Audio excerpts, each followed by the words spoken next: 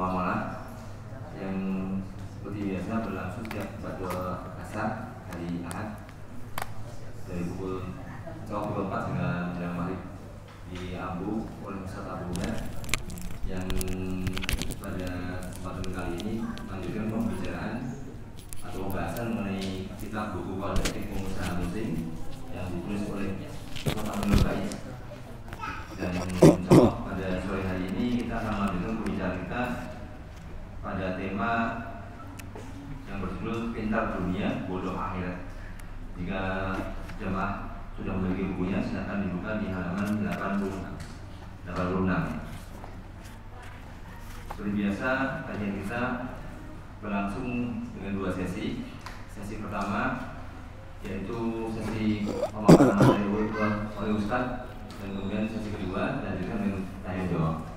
Seperti biasa, tanya jawab bisa menyesuaikan dengan tema atau pertanyaan di luar tema.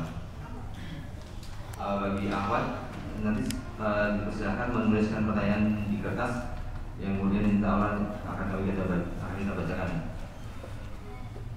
Ya, alhamdulillah kalau Ustaz sudah tahu dan sudah siap, kajian akan segera kita mulai. Kepada Ustaz Abu Umar, waktu dan tempat dipersilakan. Nah, jazakallahu khairan katsiran barakallahu fikum. Assalamualaikum warahmatullahi wabarakatuh.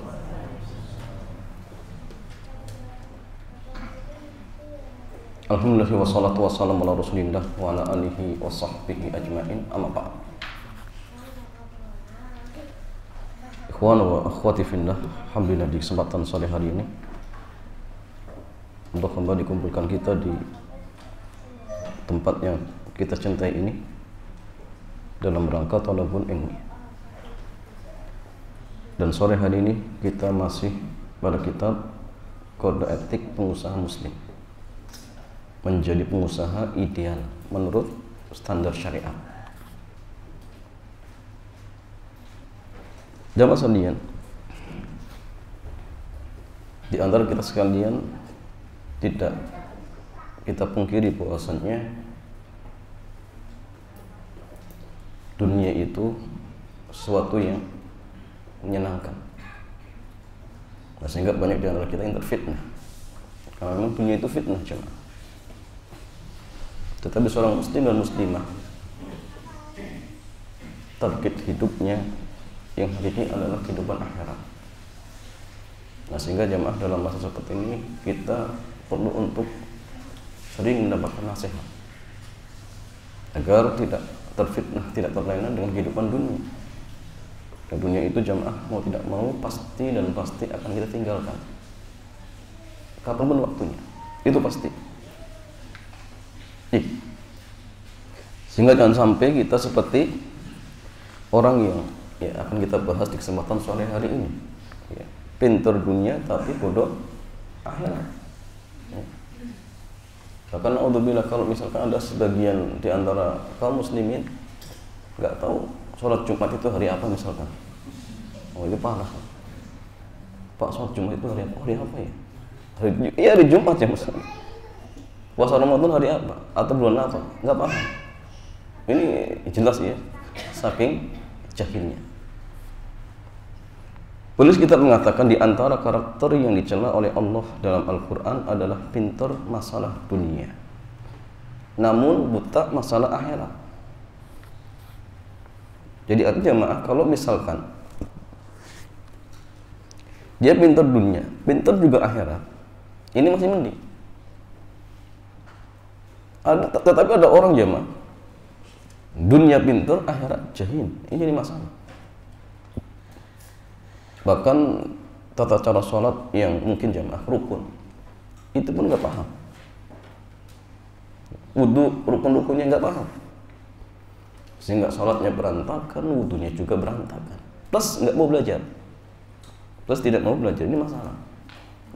Kalau mungkin jamaah dia sekarang keliru, kemudian ingin belajar, ini masih mending. Tapi ada sebagian orang yang nggak peduli, nggak mau belajar. Nah, inilah yang dicela ya, ini yang dicela.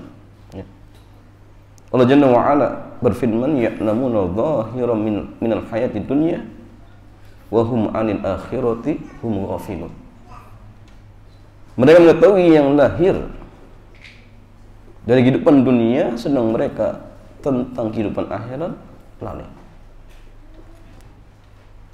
Maka jemaah, konteks ayat ini adalah celaan untuk orang kafir, di mana di antara karakter mereka paham masalah dunia tetapi buta akhirat. Buta akhirat. Disebutkan dalam sebuah hadis dari Abu Hurairah radhiyallahu taala anhu, Rasulullah SAW dia bersabda, "Innallaha ta'ala yubghidu kulla 'alimin fid dunya jahilin bil akhirah." Sesungguhnya Allah membenci orang yang pintar masalah dunia namun dia bodoh masalah akhirat.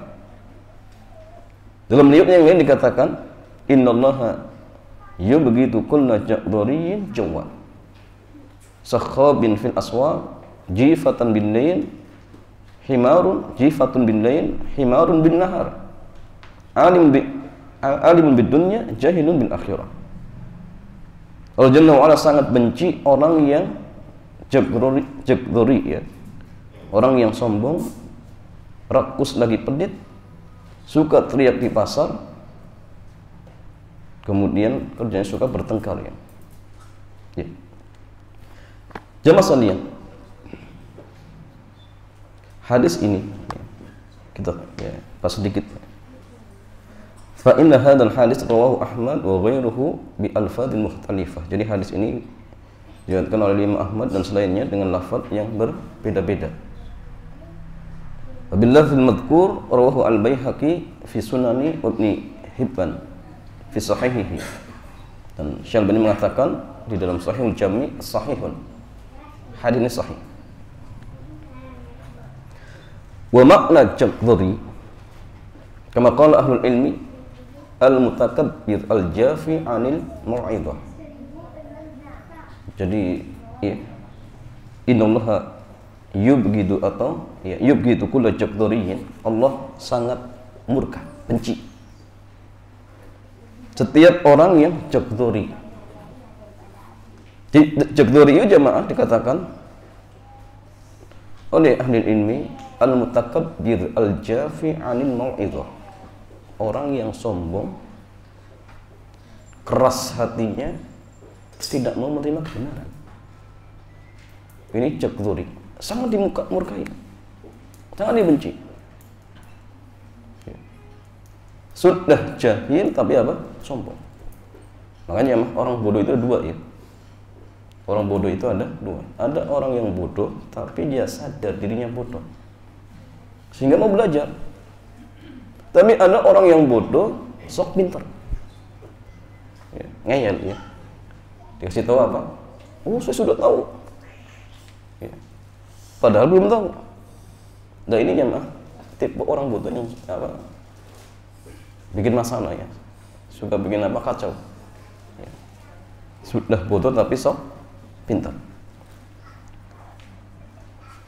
Wakil al-fadhul ghalid, ya, dia mengatakan dia adalah orang yang ya memang kasar. Wal jawad, kullu jagdhariyin jawad huwal uqulus syurub al-batrul kafur. Jadi jawad itu jamaah orang yang banyak makannya, banyak minumnya, alias rakus. Ya. Jadi Allah itu sangat membenci orang yang sombong, ya, tidak mau menerima kebenaran, tidak mau menerima nasihat, plus rakus, ya. Banyak makan, banyak minum, ya. Wakil ada yang mengatakan al-jagdhari huwa alladhi yantafihu bima laysa indah. Ada yang mengatakan jagdhari itu cuma orang yang suka ya pakai barang orang lain, ya. Bukan barangnya tapi dipakai. Nah ini jamaah sangat dibenci oleh Allah Subhanahu wa taala. Ada yang mengatakan ul jawad al-mukhtal fi mashyihi al-ghalidul fad. Jadi jawad itu orang yang sombong, ya.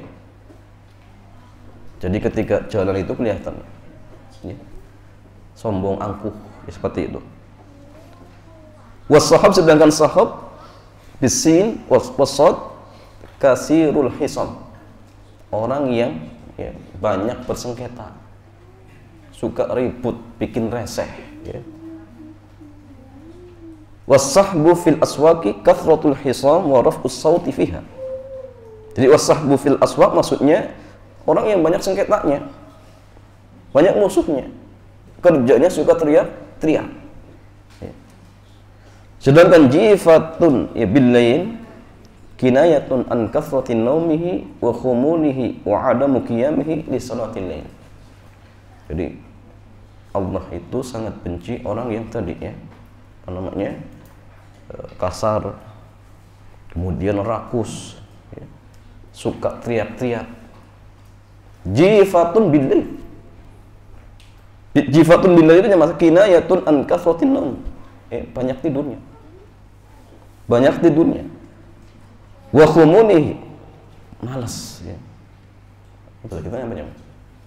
Sukanya tidur, kemudian nggak mau bekerja, malas, ya seperti ini. Plus wa adamu qiyamihi li sholatil lail, nggak pernah sholat malam. Ya. Jadi dia menjadikan malamnya murni hanya untuk tidur. Nggak pernah zikir, nggak pernah baca Quran malam, nggak pernah baca, ya, nggak pernah menangis, merenungi, mentadaburi, misalkan enggak. Ya. Wa himarun bin nahar atau himarun bin nahar annahu banidun fi fahmi munhamikun fi ilmi dunyawi la yaltafitu ila siwahu min ta'ati wal ibadah. Jadi himarun bin nahar itu jamaah, kalau bahasa kitanya ya kalau siang hari seperti keledai, ya. Maksudnya apa? Pemahamannya itu dangkal, ya. Karena keledai itu nggak bisa berpikir, ya. Balidun fi fahmi, ya.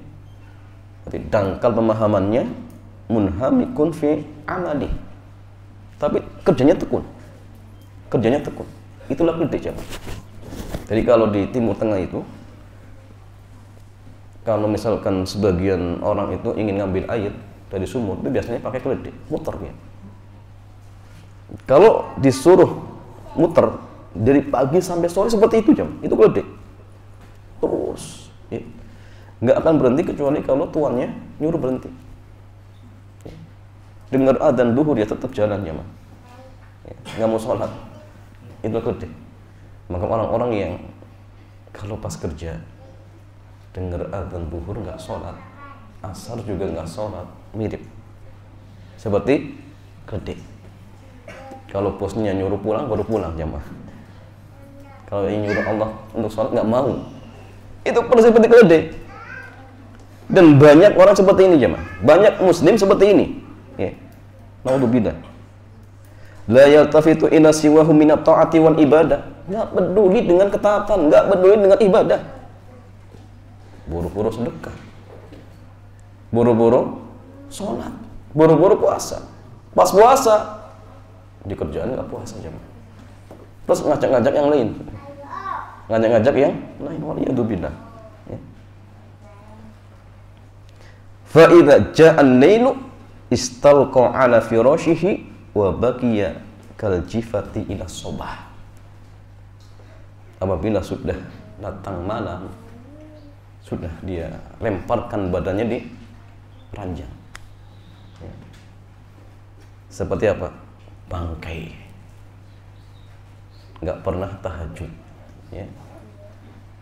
Nggak pernah tadi zikir malam, buru-buru, bahkan subuhnya pun bablas.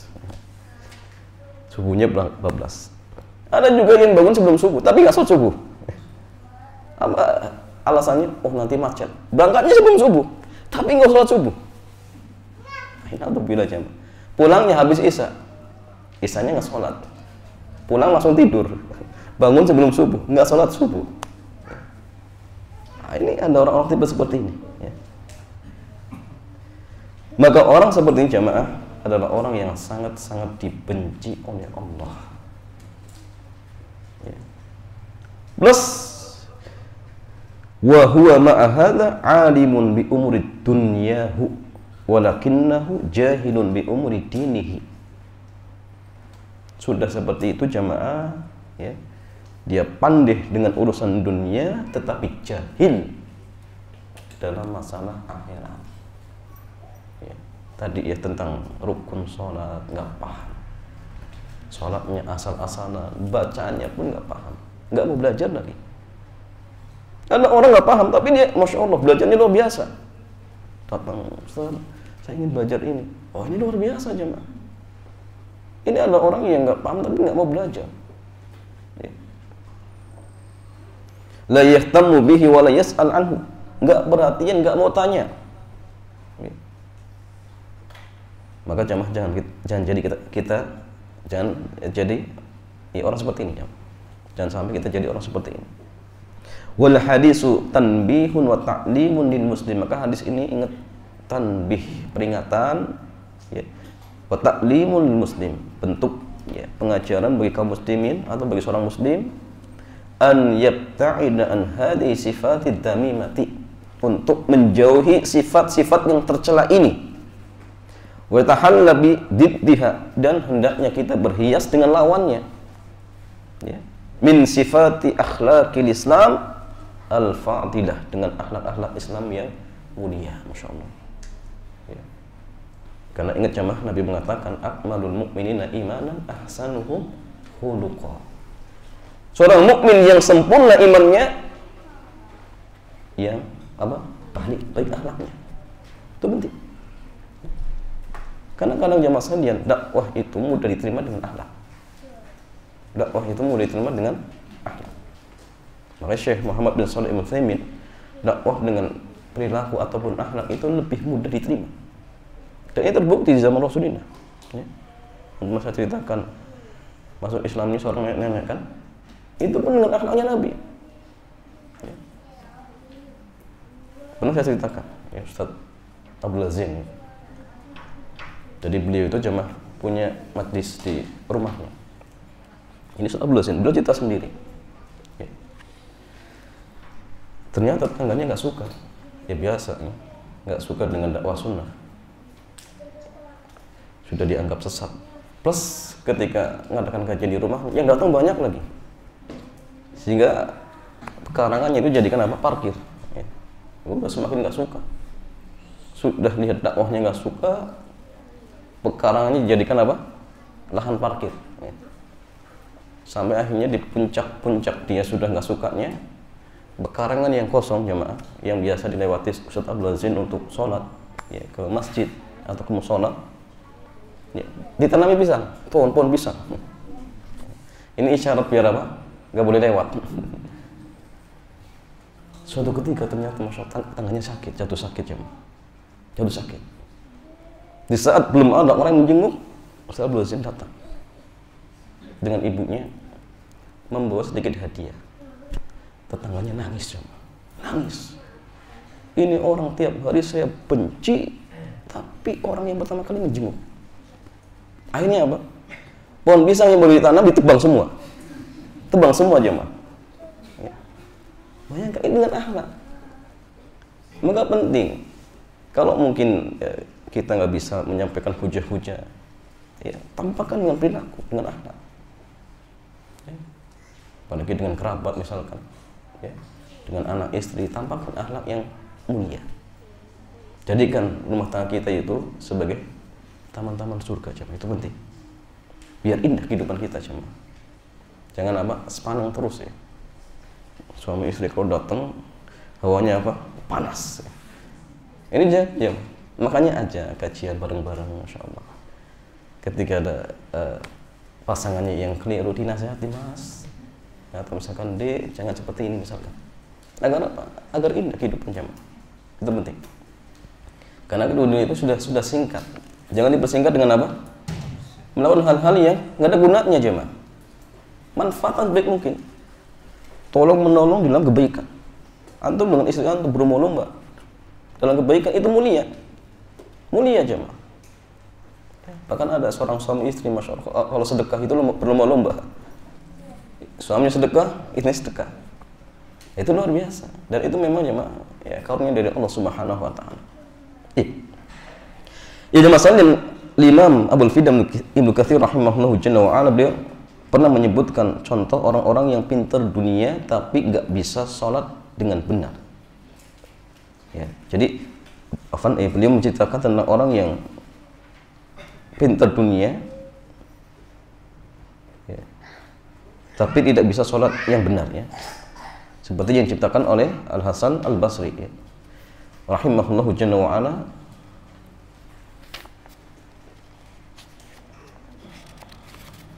Ya.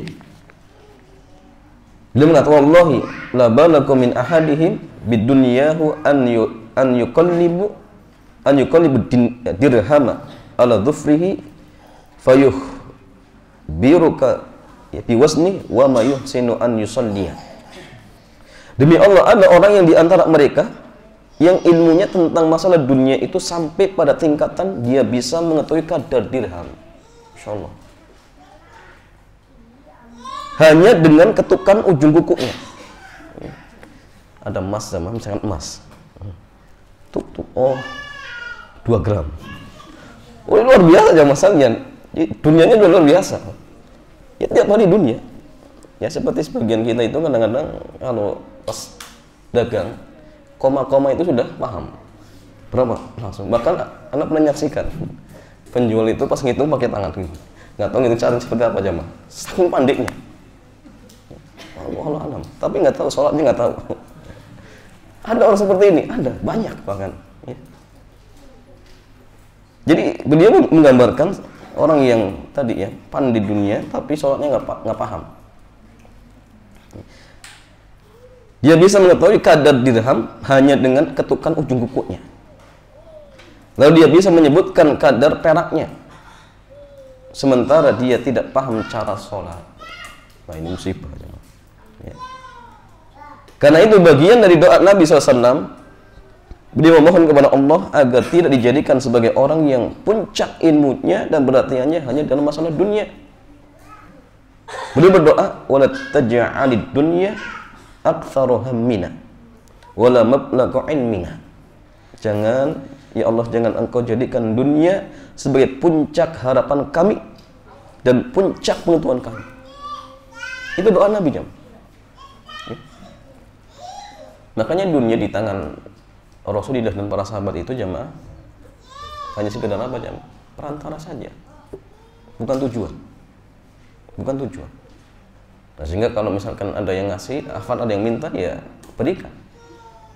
Kalau sudah sampai kewajiban untuk dikeluarkan zakatnya, dikeluarkan. Karena mereka sadar, ini dunia bukan tujuan utama, hanya sekedar wasilah. Wasilah untuk memperbanyak amal ibadah, itu saja. Ya. Nah, keberartian kita tidak hanya terkait masalah ilmu dunia, Allah ajarkan kepada kita untuk menjadi orang yang haus dengan ilmu akhirat. Dalam Al-Quran kita diperintahkan untuk berdoa agar meminta tambahan ilmu. Allah berfirman, wa qur rabbi zidni ilma. Dan ucapkanlah, wahai Rabbku, tambahkan ilmu untukku. Dan inilah satu-satunya doa permohonan tambahan yang dipintakan Allah dalam Al-Quran. Maka antum banyak doa. Allahumma inna nas'aluka ilman nafi'an wa rizqan thayyiban wa amalan mutaqabbal. Terus. Rabbi zidni ilman, Rabbi zidni ilman, Rabbi zidni ilman. Ini penting. Ya, karena kita butuh ilmu. Kita butuh ilmu. Al-Imam Al-Hafidh Ibnu Hajar rahimahullahu jalla wa ala terkait firman Allah jalla wa ala, wa qur rabbi zidni ilman, wahai Rabbku, tambahkanlah kepadaku ilmu. Kata beliau, hal ini mengandung dalil yang sangat tegas tentang keutamaan ilmu. Karena sesungguhnya Allah Jalla wa'ala tidaklah memerintahkan Nabi SAW untuk meminta tambahan sesuatu kecuali tambahan ilmu. Adapun yang dimaksud dengan kata ilmu di sini adalah ilmu syar'i atau ilmu agama, yaitu ilmu yang akan menjadikan seorang muslim yang terbebani syariat mengetahui kewajibannya berupa masalah-masalah ibadah dan muamalah. Juga ilmu tentang Allah dan sifat-sifatnya. Hak apa saja yang harus dia tunaikan dalam beribadah kepadanya dan mensucikannya dari berbagai kekurangan. Ini pentingnya. Maka jamaah, kalau misal kita ingin ya, belajar ilmu agama, antum belajar hal-hal yang sangat penting dulu, hal-hal yang hukumnya fardu ain, itu penting ya, terkait terutama tentang masalah rukun iman, rukun Islam itu antum harus belajar rukun iman, rukun Islam, ini hukumnya fardu ain. Setelah itu baru nanti yang fardu kifayah, kemudian kewajiban-kewajiban yang lainnya terus berjenjang seperti itu. Nah, karena ya kemarin kita bahas bahwasanya kita seorang suami itu pemimpin, ya pemimpin itu ya nanti punya tugas apa ya, mengajari keluarganya, itu dan itu yang paling penting ya, nanti bab berikutnya tentang apa, mengajari keluarga ilmu agama, itu penting jamaah sekalian. Jadi artinya jamaah, tidak mungkin kita bisa mengajari anak istri kita ilmu agama kecuali kalau kita punya ilmu, karena faqidu syai'in la yu'ti, yang tidak memiliki sesuatu gak mungkin bisa memberi jamaah. Kalaupun kita belum punya sekarang, ya sudah, belajar dan belum terlambat ya. Seperti yang pernah saya ceritakan bahwasanya Al-Imam Ibnu Hazm, beliau itu belajar agama, ada yang mengatakan ketika umur 40 tahun, umur 40 tahun, ada yang mengatakan 26 ya, tapi wallahu alam yang masyhur 40 tahun. Dan itu ceritanya apa? Gara-gara disalahkan ya, ketika sholat. Ceritanya tetangganya meninggal ya. Kemudian Al-Imam Ibnu Hazm datang ke masjid, nunggu ya, jenazahnya mau disolat, dan beliau datang sebelum asar, tapi masuk masjid langsung duduk. Akhirnya ditegur ya, untuk sholat, dan dikatakan, wahai ya, namanya anak muda, apa kau nggak tahu tentang hukum sholat tahiyatul masjid? Akhirnya malu, ya sholat. Setelah itu jenazah disolati, kemudian dikuburkan. Setelah dikuburkan, akhirnya Ibnu Hazm datang lagi ke masjid, tapi saking pedenya, takut disalahkan. Setelah asar sholat lagi, disalahkan juga. Tidaklah kamu tahu bahwa setelah asar itu nggak ada sholat sunnah? Akhirnya malu lagi ya. Dalam hatinya, saya sholat disalahkan, nggak sholat disalahkan. Akhirnya semenjak itulah ia bertekad, berazam, saya akan belajar sampai jadi ulama. Jadi artinya nggak ada kata lambat, tidak ada kata lambat, belajar terus, belajar sampai berjamaah. Wallahu ta'ala alam bissawab. Ya demikian jamaah, ini sedikit terkait tentang masalah pintar dunia, bodoh akhirat. Mudah-mudahan kita semua dijauhkan dari sifat ya yang tercela ini. Demikian, mudah-mudahan bermanfaat. Selanjutnya kita buka tanya jawab, dipersilahkan.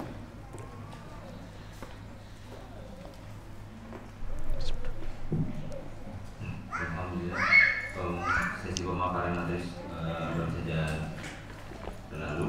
Ya, selanjutnya kita membuka sesi tanya jawab. Ada sisa pertanyaan dari pertemuan Muhammad mengenai jika ada seorang perempuan menggugat cerai, apakah dia harus mengembalikan semua mahar atau barang-barang yang diberikan suaminya pada saat menikah? Ya jamaah sekalian, ketika ada seorang istri menggugat cerai, apakah wajib baginya untuk mengembalikan barang-barangnya? Ya. Menggugat cerai dalam istilah syariat kita disebut dengan khulu. Jadi khulu itu pernikahan perceraian yang memang ya, yang menginginkan adalah pihak istri.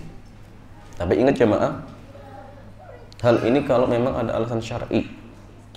Karena kalau tanpa alasan syar'i, Rasulullah mengingatkan ya, siapa seorang wanita yang meminta tolak dari suaminya min ghairi ba'sin, tanpa alasan yang syar'i, lam yarah raihatal jannah, dia tidak akan mencium surga.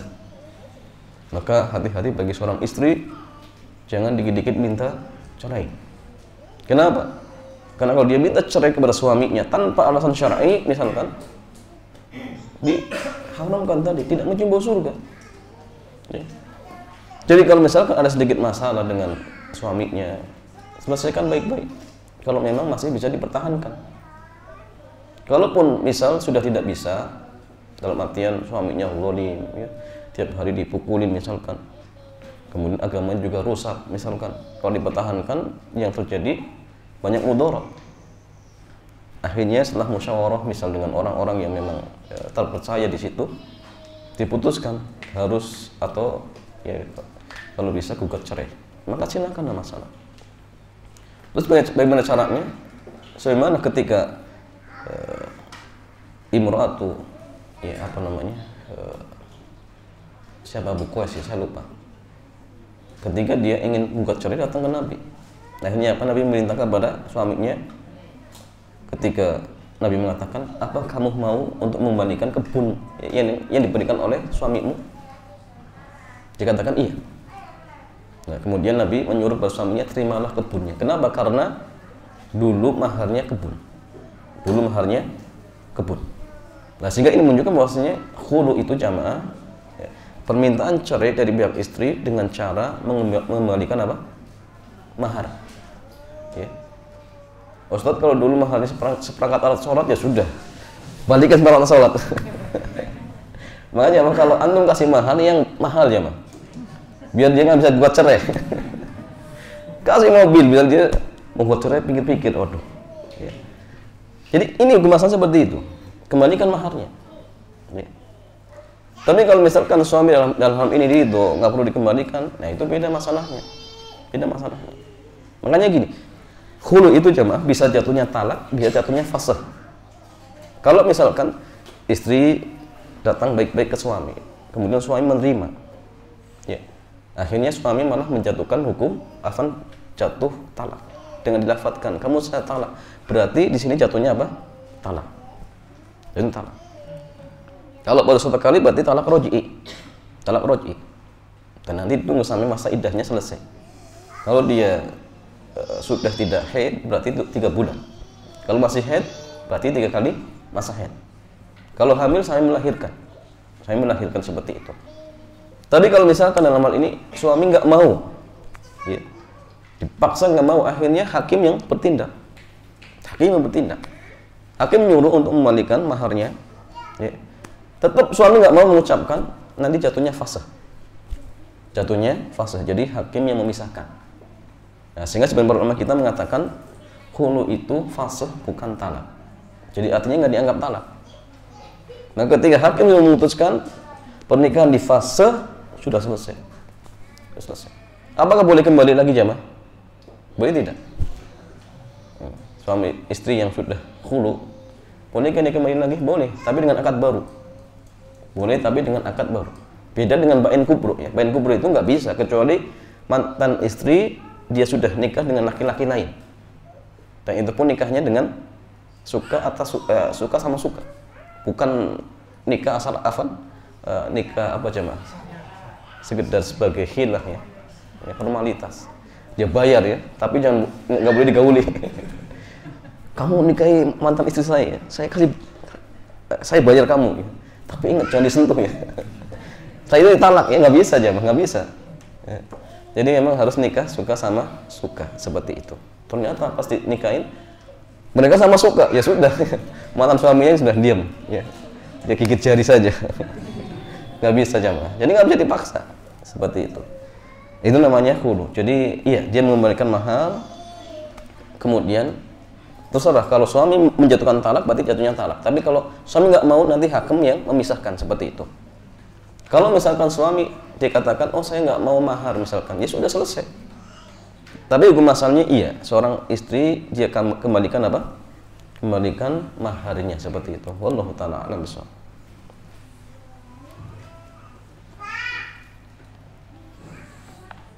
Dari mana yang bertanya? Silakan. Supaya langsung melalui mikrofon.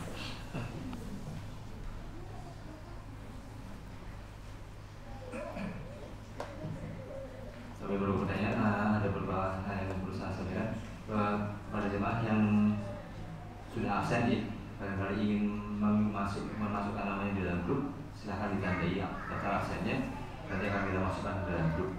Di Koy ada 2 grup, yaitu grup kafilah yang membahas tentang tanya jawab dengan Ustaz, yang kedua ada grup muamalah. Jadi tadi yang sudah absen, jika belum masuk grup dan ingin masuk grup silahkan ditandai, nanti insya Allah akan masuk ke dalam grup. Baik, ada pertanyaan? Benar. Selanjutnya